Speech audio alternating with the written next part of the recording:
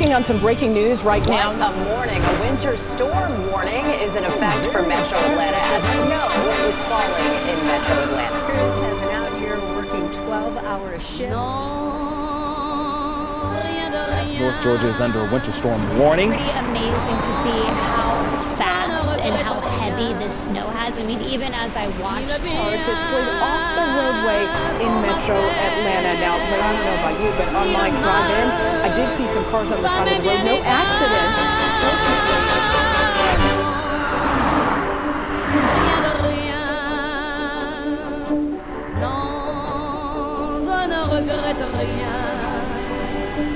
C'est payé.